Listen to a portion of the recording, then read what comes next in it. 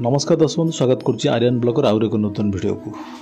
दर्शक बंधु आर्यन आपण माझे बुले नहीं पुरी जिलार इंद्रेश्वर मंदिर बाबा इंद्रेश्वर मंदिर एक एमती मंदिर जहाँ को थे स्मरण कले जार नामटी आपण तुंडे धरले अनेक पापरू आप मुक्ति होता है।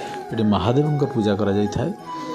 ये मंदिर टी शुक्ल छकु आपण प्राय 4-5 किलोमीटर भितर पड़ी था बाम पशे। यार किंवदंती कहे गोपाल नामक जड़े व्यक्ति थे जहाँकर गाईटी क्षीरटी से घरे देनु अन्यत्र कई आड़े दौले।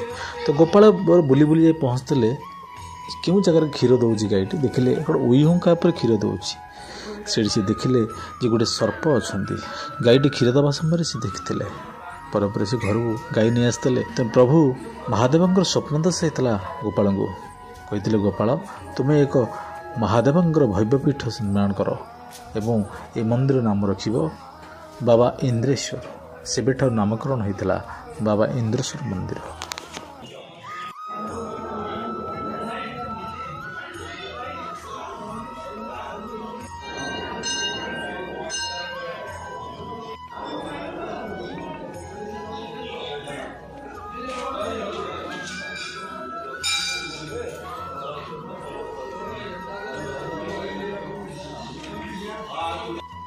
ये श्रद्धा मान कही जी जहाँ मनस्कामना करता सब मनस्कामना पूर्ण होता है। एठारे गुहारिया पड़ी था जिते बाबा इंद्रेश्वर यात्रा होता है हजार हजार लोकंर भिड़ देखा मिलता है।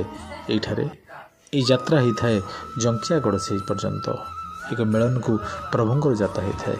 हजार हजार श्रद्धालु मैंने भिड़ देखा होता है। तेणु यही एक महात्मा पीठ थरे बुली आसतु ये भव्य पीठ को बाबा इंद्रेश्वर मंदिर।